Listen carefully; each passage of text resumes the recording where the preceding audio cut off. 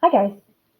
Today we're going to focus on the very first thing that we wrote in our in-class activity, which is how to multiply when you have the same base. So remember that the base is the normal size number written at the bottom.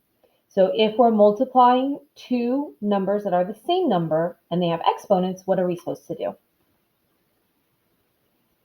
So before I tell you the rule, I want to kind of show you where the rule came from. And you already know the rule because we wrote it in our activity today.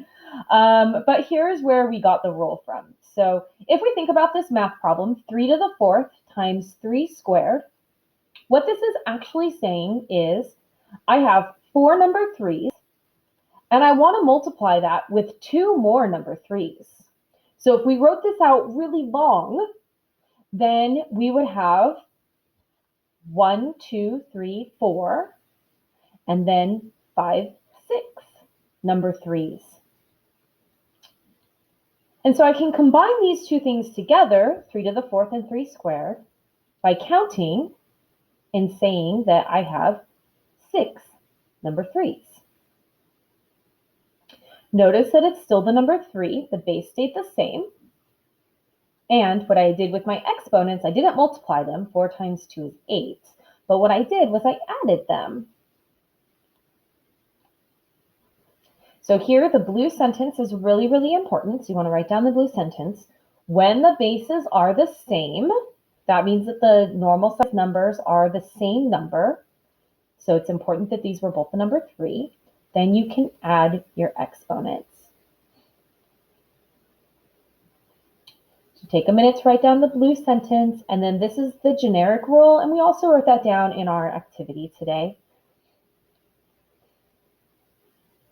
Notice again that the letter A stays the same, letter A, and then we did the M plus the N.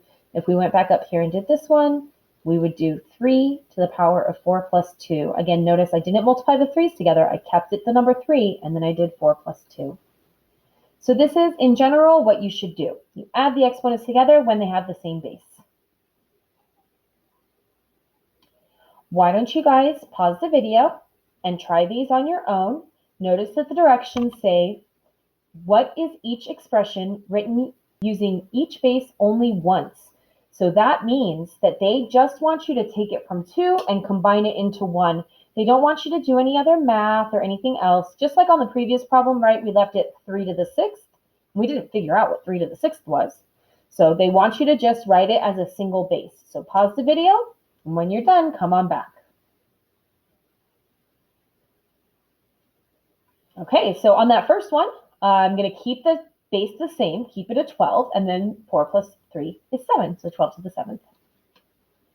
On the next one, again, I am going to keep it a negative 5, and I'm also going to keep it like surrounded with the parentheses, right? So it has to stay in the parentheses, and then negative 2 plus 7 is 5. These are the final answer. Based on what the directions say, they don't want you to do any other math.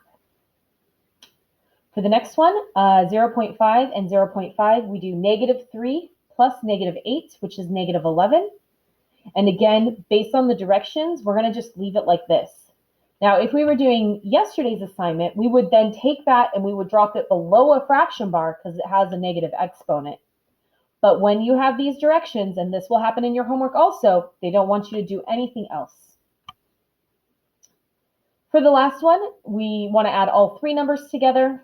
So negative 3 plus 2 is negative 1, and then negative 1 plus 6 is 5. Okay, so this is what the first part of your homework is going to look like, and this is the end of our first video.